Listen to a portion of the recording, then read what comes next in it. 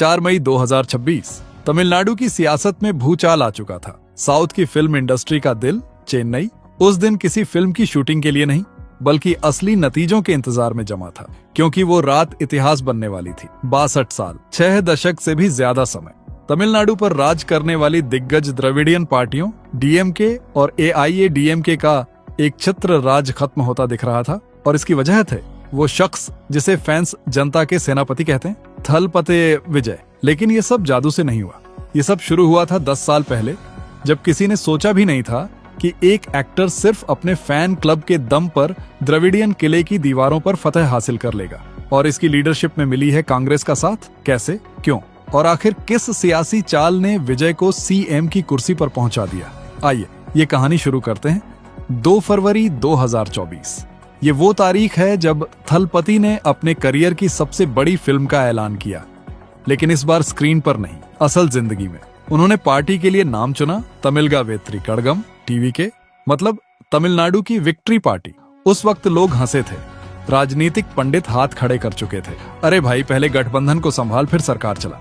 बिना अनुभव के इतनी बड़ी लड़ाई। लेकिन उस पार्टी लॉन्च के साथ ही एक ऐसा मैनिफेस्टो दिया गया जो सीधे दिल पर लगता था। इसी बीच मौजूदा सियासी समीकरणों में हलचल मचने लगी। कांग्रेस, जो दशकों से डीएमके की सहयोगी थी, वो भी अचानक विजय की तरफ देखने लगी। क्या वो डीएमके का साथ छोड़ेगी? क्या विजय सिर्फ एक बैलेंसिंग फैक्टर रह जाएगा या फिर इतिहास रच देगा? वापस चलते हैं 2009 में पुदुकोट्टई। विजय ने अपना फैन क्लब लॉन्च किया था, विजय मक्कल यक्कम के नाम से। उस वक्त उन्होंने सिर्फ कहा था फिल्म तक सीमित न रहें, समाज की मदद करें। फैंस ने अस्पताल चलाए, शादी करवाई, रक्तदान किया। शुरुआत में ये क्लब एआईएडीएमके अलायंस के साथ था, लेकिन जैसे जैसे साल बीते विजय खुद को बदलते रहे। धीरे धीरे कड़वाहट आई और अंततः उन्होंने 2022 में तय कर लिया, अब खुद की पार्टी बनानी होगी। लेकिन ये आसान नहीं था। तमिलनाडु का वोटर हमेशा द्रविडियन पार्टियों के कल्चर में पला बढ़ा है। 2 दशक से विजय की अपनी पहचान एंटरटेनर की थी, न कि आईएएस अफसर की। 12 जनवरी 2023 एक साधारण पत्रकार वार्ता नहीं थी। विजय ने कहा, लोकसभा चुनाव 2024 हम नहीं लड़ेंगे, लेकिन 2026 में पूरी ताकत झोंक देंगे। राजनीति के जानकारों ने इसे एक सुरक्षित रणनीति कहा। पहले फैन फॉलोइंग को परखो, फिर बड़ा कदम उठाओ। किसी को अंदाजा नहीं था कि ये 2 साल का इंतजार तमिलनाडु के सबसे बड़े सियासी उलटफेर के बीच बो देगा। इधर डीएमके को हर मोर्चे पर घर चलाना मुश्किल हो रहा था। भ्रष्टाचार के आरोप, युवाओं का पलायन, महंगाई। और एआईएडीएमके अपने आंतरिक गुटबाजी में व्यस्त थी, जैसे कोई तीसरी शक्ति का इंतजार कर रहा हो। तब विजय ने अपना गेम चेंजर चाल चली। हम किसी से गठबंधन नहीं करेंगे, लेकिन हम एक सेक्युलर और सोशल जस्टिस एजेंडा लेकर आ रहे हैं। ये लाइन कोई साधारण नहीं थी, ये सीधा इशारा था डीएमके के वोट बैंक पर वॉर। इसी बीच कांग्रेस ने उन्हें अलर्ट पर देखना शुरू कर दिया। एक ऐसी पार्टी जो अपनी जमीन खो रही थी, उसके लिए विजय सुनहरा मौका था। 27 अक्टूबर 2024 तमिलनाडु के विल्लुपुरम में भारी तादाद में जमा हुई भीड़। लाउडस्पीकर पर बज रहा था मास थीम। एक्टर से नेता बन चुके विजय स्टेज पर हैं, जहां लगभग 2 लाख लोग आ चुके हैं। विजय कहते हैं, मैंने अपने करियर को चरम पर फेंक कर राजनीति में आया हूं, मेरे पास आपके सिवा कुछ नहीं है। ये स्पीच वायरल हो गई। उसने एक नारा बुलंद किया, एवरीथिंग फॉर एवरीवन, सबके लिए सब कुछ। और फिर उन्होंने आंखों में आंखें डालकर कहा, मैं एक बच्चे की तरह नागिन के साथ खेल रहा हूं। पता है, ये नागिन कालातीत है, ये डराने वाली है। राजनीतिक विश्लेषकों के होश उड़ गए। ये कविता सिर्फ एक स्पीच नहीं थी, ये एक आईना था सत्ता के लिए चेतावनी। लेकिन असली खेल तो अभी शुरू होना था, क्योंकि इस स्पीच के ठीक 1 महीने बाद दिल्ली से एक खबर आई जिसने सबके कान खड़े कर दिए। कांग्रेस हाईकमान ने डीएमके के साथ गठबंधन को लेकर रिव्यू मीटिंग बुलाई थी। यानी 20 साल पुराने रिश्ते में दरार आ सकती थी। और विजय ने तुरंत अपने कैडर को संदेश भेजा, तैयार रहो, बड़ा फैसला आ रहा है। यहाँ एक छोटा सा ब्रेक लेते हैं और समझते हैं कि तमिलनाडु की राजनीति में कांग्रेस की क्या स्थिति थी। 2004 के बाद से कांग्रेस डीएमके की छोटी साथी बनकर रह गई थी।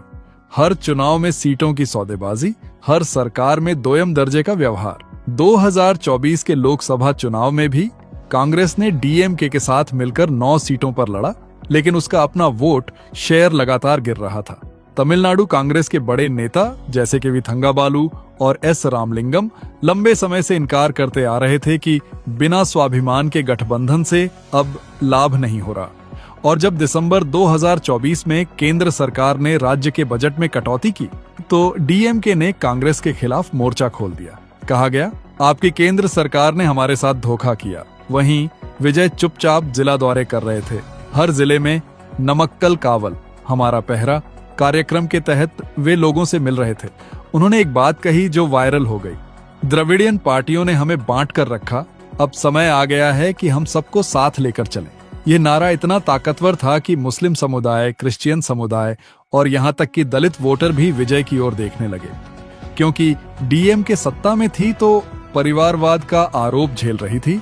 एआईएडीएमके अपने नेतृत्व विवाद में उलझी थी और विजय तीनों धड़ों के लिए क्लीन चेहरा बनकर उभरे। फरवरी 2025 वो महीना जब सियासी पारा चरम पर पहुंचा। डीएमके के मुखिया एम.के. स्टालिन ने एक रैली में कहा, तमिलनाडु को एक्टर नहीं, एक्टिविस्ट चाहिए। विजय ने कोई जवाब नहीं दिया, वे मुस्कुराकर रह गए। लेकिन उनकी टीम ने सोशल मीडिया पर एक पोस्टर जारी किया जिसमें द्रविडियन नेताओं को पुराने जमाने की सोच वाला बताया गया था। यह पोस्टर 24 घंटे में 5 करोड़ से ज्यादा बार देखा गया और ठीक उसी हफ्ते मुखबिरों ने बताया कि कांग्रेस के एक वरिष्ठ नेता का विजय के घर पर प्राइवेट डिनर हुआ है। लेकिन दोनों तरफ से इनकार किया गया। अब यहाँ सवाल उठता है, आखिर विजय और कांग्रेस का गठबंधन हुआ कैसे? किसने किसको मनाया और वो कौन सी शर्तें थीं जो डीएमके पूरी नहीं कर पाया? आइए इसी पल को डिकंस्ट्रक्ट करते हैं। डीएमके ने इसका जवाब देने की कोशिश की। स्टालिन ने परिवार की रक्षा का नारा दिया, लेकिन विजय ने पलटवार किया, आप परिवार की बात करते हैं, मैं 8 करोड़ तमिलों के परिवार की बात करता हूँ। ये लाइन इतनी जबरदस्त थी कि अगले दिन सभी अखबारों के पहले पन्ने पर छपी। धीरे धीरे चुनावी सर्वे विजय की ओर झुकने लगे। मई 2025 के एक सर्वे में टीवीके प्लस कांग्रेस को 130 सीटें मिल रही थीं, डीएमके को 80 और एआईएडीएमके को सिर्फ 20। ये डीएमके के लिए झटका था। तब स्टालिन ने ऑल पार्टी मीट बुलाई और कहा कि हम द्रविडियन एकता बनाएंगे, लेकिन एआईएडीएमके ने साथ आने से इनकार कर दिया। एआईएडीएमके के तत्कालीन कार्यकारी सचिव एडपादी पलानीस्वामी ने कहा, हम डीएमके के साथ कभी नहीं जाएंगे। इससे डीएमके की मुश्किलें और बढ़ गईं और विजय ने इसी मौके को भुनाया। उन्होंने रामेश्वरम से कन्याकुमारी तक एक जन सुराज यात्रा निकाली। 45 दिनों की पदयात्रा, हर दिन एक नया वादा, बेरोजगारी भत्ता, किसानों का कर्ज माफी, महिलाओं के लिए बसों में मुफ्त सफर और स्कूलों में स्मार्ट क्लास। उनका एक वादा ऐसा था जिसने सबका ध्यान खींचा।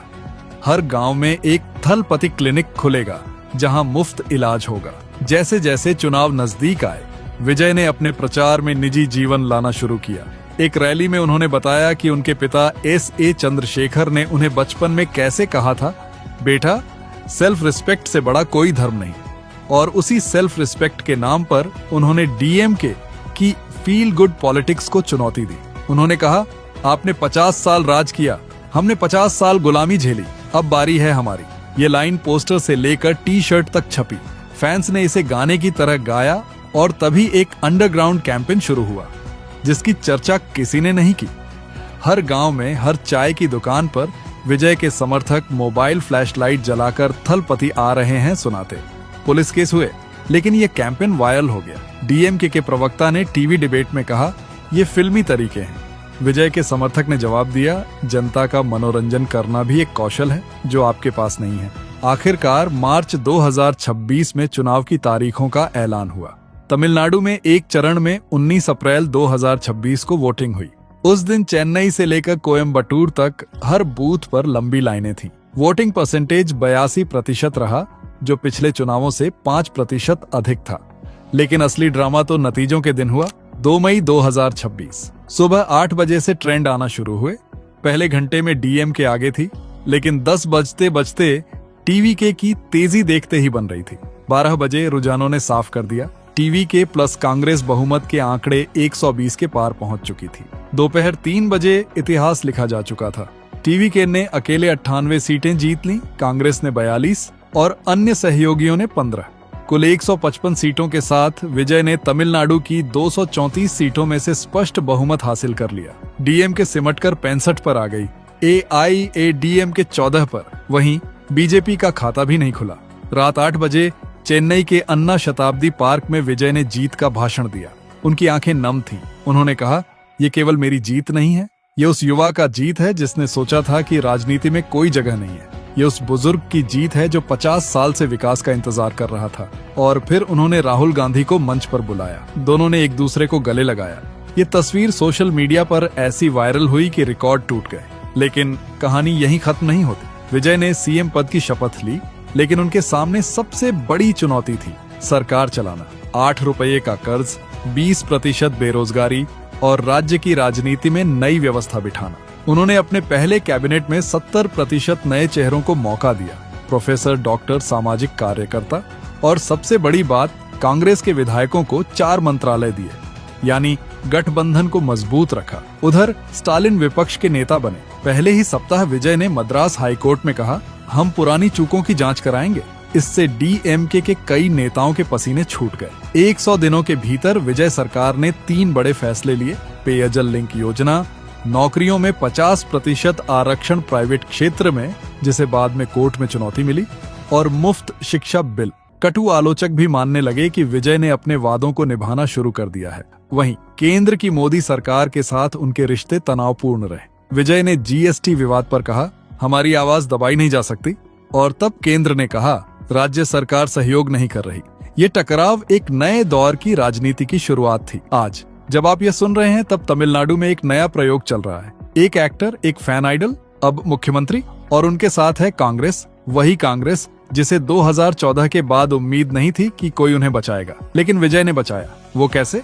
कुछ फॉर्मूले थे। पहला, कठिन रास्ता चुना। उन्होंने फिल्म छोड़ी, आराम छोड़ा, हर सुबह 5 बजे उठकर गांव दौड़े। दूसरा, डिजिटल क्रांति। उनकी टीम ने डेटा एनालिटिक्स का इस्तेमाल किया, हर बूथ पर वोटर प्रोफाइल बनाई। तीसरा, ब्रांड थलपति। उन्होंने अपनी पहचान को तमिल गौरव से जोड़ा, लेकिन संकीर्णता नहीं दिखाई। चौथा, कांग्रेस थी। राहुल गांधी ने विजय को वह स्वतंत्रता दी जो DMK उन्हें नहीं दे सकती थी। और पांचवा और सबसे जरूरी, वादों को निभाया। अब तक के 6 महीनों में उन्होंने 2 लाख युवाओं को सरकारी नौकरी दी है। रातों रात नहीं, लेकिन धीरे धीरे। तो सवाल ये है, क्या विजय मॉडल साउथ से नॉर्थ तक दोहराया जा सकता है? क्या कांग्रेस अब फिर से उठेगी इस सहारे, या फिर ये एक फिल्मी कहानी है जिसका अंत अब भी बाकी है? जवाब तो आने वाला समय ही देगा, लेकिन इतना तय है, 13 अगस्त 1972 की तरह जब 3 भारतीय पायलटों ने रावलपिंडी जेल से दीवार तोड़कर भाग निकलना नामुमकिन समझा जाता था, उसी तरह तमिलनाडु की सियासत में एक एक्टर का CM बनना भी नामुमकिन समझा जाता था। विजय ने वो दीवार तोड़ी है।